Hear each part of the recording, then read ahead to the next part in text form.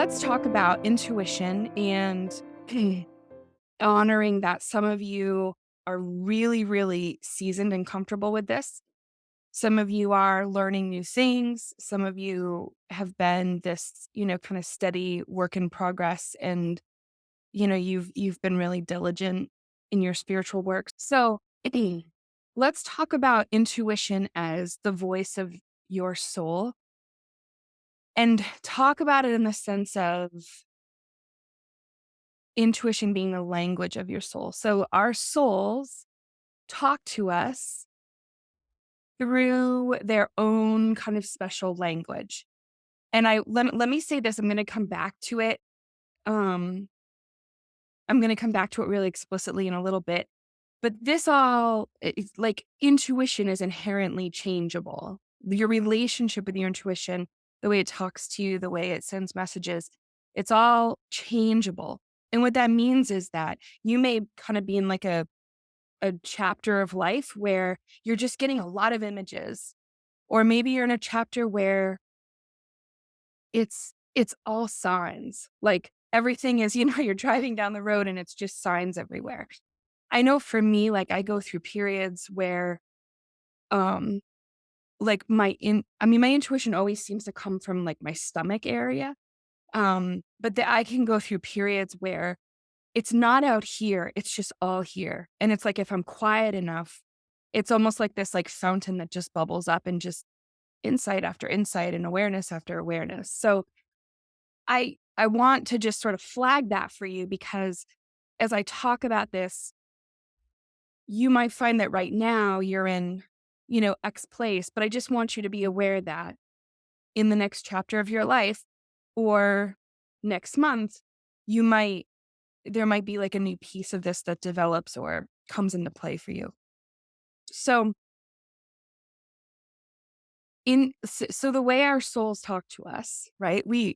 There's it's so like sort of natural and subtle and powerful and can be incredibly frustrating.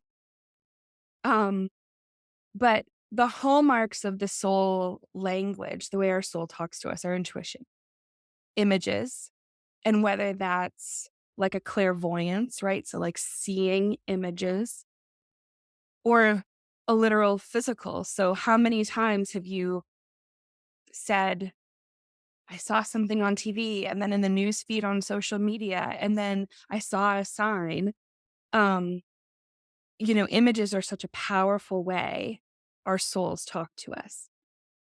Symbols are another really big one. And whether that's like numbers, um, I've talked to so many people who, kind of go through periods where it's like every time I look at the clock, I have a really good friend, and every time she looks at the clock, it's 431 or 134. It's one of those three numbers. And she's been in that chapter now for a couple of months. And we kind of know what it's about. Um, and then it'll calm down. I know when I was naming my business like 12 years ago, when I was choosing the name for Intrepid 11, one of the reasons I picked 11 was that during that time, and it was super scary. I had a very traditional career in marketing. I had just had my first son. I had benefits. I had a salary. I knew I was answering my soul calling, but I was really afraid. And I kept seeing 1111 every time I looked at the clock. And I knew, of course, that 11 is a master number and that's about following your soul path and blah, blah. And that's how Intrepid 11 came to be. Intrepid is brave. And to me, it's sort of like code for bravely following your path, which I was doing in starting the business and which I knew people were doing when they came to see me. So that chapter in my life, everything was 11s. That it hasn't really been since. And I don't, I'm cool with the number 11. I don't have it's not like I don't trust or like the number of 11, but it's not necessary. My intuition doesn't need to use it to get my attention so much anymore. So it uses other things. It does other things. Um, so symbols like numbers, symbols like, what's kind of coming to mind is just like almost like sacred symbols, which I know can be really important for some people. Um, so and then in nature, nature, I think one of the most beautiful ways our intuition can talk to us is through nature. It's through, birds. If you follow me on social media, I have this like deck on the second floor of where I live. And the kids and I built this garden out there. And we had so many animals. Like we had this frog that lived on my deck for months and months and months. I had hummingbirds. We had a Luna moth. I mean, those things live for like 10 days or something. And it spent 7 days on my deck. Monarch butterflies, like really distinct animals. And I was chronicling this on my Intrepid 11 social media, like I'm having this relationship with the animal kingdom like never before. I mean, we're at a second floor deck, right? Like, how is there a frog living on my deck for 4 months? But there was. And so, just by way of example, I really leaned into that. So, every time there was a new little animal, and again, we're not talking about, a casual little moth or a little robin flying by, like a Luna moth on my deck for 7 days. That's a really big deal. And so, I leaned into that. And I'm not like an animal expert. So I have to look that stuff up. So I leaned into that and looked up the message of a Luna moth, the frog. Like I read all about frog as animal totem, as spirit animal. And I learned a lot about what the messages were. There were times the frog, the kid named him Gladiator, but the frog would just sort of like sit and be out there. And sometimes I would just go sit on the deck and the frog and I would just look at each other and hang out. And I would, just say, okay, what do you want to tell me? And sometimes I think those are spirit guides or messengers, but sometimes those are like sort of outside in messages versus inside out messages. But what I would say in those circumstances where like nature animals prompted me, and I'm seasoned and like this is what I would normally do with this. It's what I'm inviting you to do with it. Prompted me to say, "Hey, what's your message for me?" And then really go in and examine, sit with, get quiet about how that message was interfacing with my inner world and my inner voice and prompting me to do some healing or acknowledge something or, you know, tell myself some truth about something. But the big thing is that your intuition really shows up in your body viscerally. So yes, you can have these outside images sort of line up with your intuition or like kind of direct you to your intuition or amplify your intuition, which I think happens a ton. I think that's why we see, these animals. It's why we see repeating numbers. It's why we see stuff outside of us. If it's not necessarily like a visit from a loved one on the other side, right? Let's set that aside for a minute. That's different. We can see stuff outside of us that is really meant to just, make our stomach drop or make our heart flutter or bring us right into like, whoa, that's a message for me. That's weird. That doesn't make sense. That's too coincidental. This stuff doesn't happen. Let me reflect on that. And so I think that our intuition really sort of, um, like its best expression is with these messages, these appearances that sort of straddle the line between human and mystical and hit us in such a way that we can't ignore them, that we can't deny that it's magical or spiritual, that prompt us to stop and look within and say, okay, what's the next message for me? And that's where, and I think this can be the hardest part about intuition, no matter how seasoned you are, trusting it comes in, right? So I mean, I hear that from people all the time. I have trouble trusting my intuition or how do I know what I need to do. It's just really hard to take the leap of faith and trust. Intuition always, no matter where you are in your path with it, intuition will show you the places where you don't trust yourself. It will also show you the places where you don't trust that things could be different or life could be different. Now, I'm not saying that to you in such a way like you don't trust that life could be different, finger wag. That's usually showing you places where you've been wounded. So let me give you an example. So it's sort of easier to get intuition about something that we've made peace with, right? Or something where the stakes aren't so high. When we get intuition about something where the stakes are higher, or intuition about breaking through a really old pattern that's rooted in wounding or trauma, that's where intuition shows us where we either doubt an outcome can be different, we have trouble trusting and doubting that something could be different or better or changed or healed. And or it shows us a place where we don't trust ourselves. And this is where when you get these intuitive hits about, yeah, don't fill your life with this distraction, please go be quiet. Or, conversely, go ahead and take that trip. Right? And it's hard to take that trip. It's hard to take the leap of faith. It's hard to, travel across the country the way that your intuition wants you to.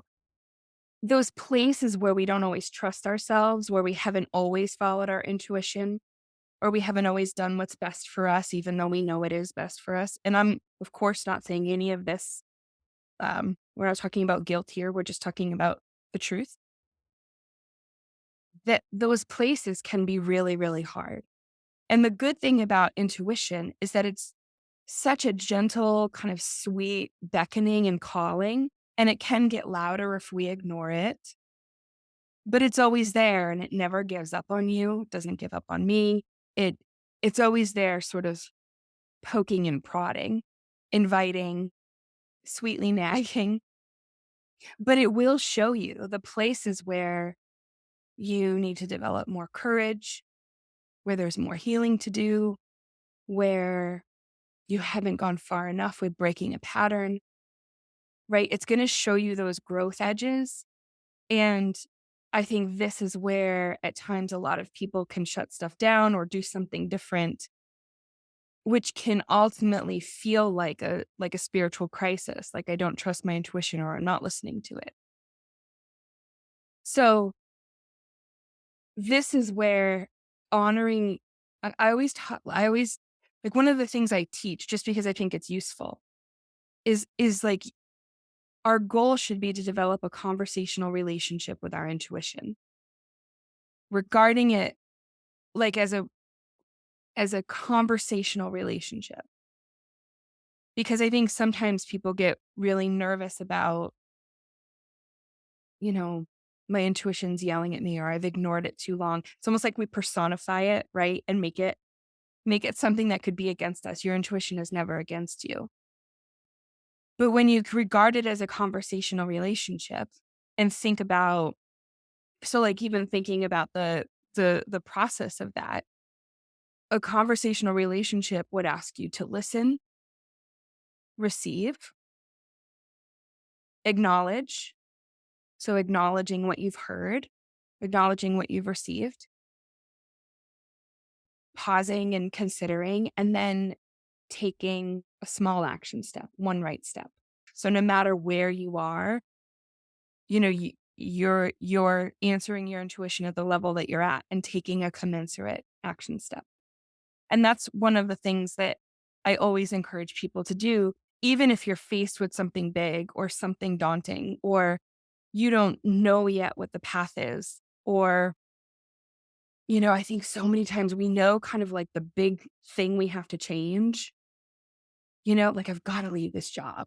I've got to end this relationship. Like I've got to work on my health in a different way. I need to move. Whatever that is. Like so many times we know what the big thing is, but that path to get there, there's so many things. It's daunting, it's exhausting. It's like all the human stresses. What is the family going to think? What does this mean? Money, I'm afraid, right? All the stuff. And so I think balancing can be so hard at times to balance what you know with your intuition. Like, I know my path is leading me here. I just have to say that today I'm getting like so many images of people moving. So I don't know how many of you are thinking about moving or doing like geographics changes, but I keep being prompted to use that as an example. So let's use it as an example then. So, or maybe this could be like big trips or like 3-month stays someplace. Um, but so like let's say you know you need to do something like that. And that's, there's a financial component. There's like what does my spouse think or family think? Um, there's maybe some fear if you're guided to do it alone. So we can know what we need to do. We can know what like the big thing is ultimately, that feeling in our gut. And it can feel very black and white, like all or nothing. Like, if I'm doing that, that's huge and a leap of faith. And then if I'm not doing it, I'm ignoring my intuition. And it's really important to develop a conversational relationship because your intuition is okay with you doing a piece at a time, one listening session at a time. That is, by the way, also how you develop self trust. Because part of when you're in a situation like this is the crisis of self trust. How do I trust myself to execute this move, to make this change, to end this relationship, to do like the big, brave thing I know I need to do? That's also hugely scary. That there is that crisis of self trust. And so into, this sort of like conversational bite-sized relationship with your intuition will allow you to listen, okay, what's one right thing I could do today? And sometimes that might be like Google places to stay. And then sometimes the guidance is go take a walk on the beach and love yourself. Do some self-care. But when you can regard your intuition as sort of not sort of as a wholly like consummately friendly voice instead of which we all do this. We all sort of like project our insecurities onto our intuition, the ways we don't trust ourselves. So my intuition is mad at me, or it's gone quiet. I haven't listened long enough and now it's gone quiet, or I don't understand. Like, we're humans, we project. That's what we do. We personify things that aren't personifiable, right? Like, so part of making your relationship conversational will catch you when you're sort of making your intuition some big bad monster that it isn't, or you fear that it's gone quiet and given up on you. Returning to this notion of just really gentle, okay, what's one right step? What do I need to know today? One of my favorite things to ask, especially when I know that there's something big that I have to do that I'm really daunted about. And if I'm honest, I'm, not taking up as steadfastly as I should. One of the prompts, like I'll sort of close my eyes and ask, what's one piece of healing I can do around this? Or show me one way I'm getting in my way about this issue. So bringing that gentle curiosity to your intuition, right? When you get a little hit, you can respond. You can say, okay, what's one step that I would take? Bringing that gentle curiosity to your intuition, it allows for that back and forth.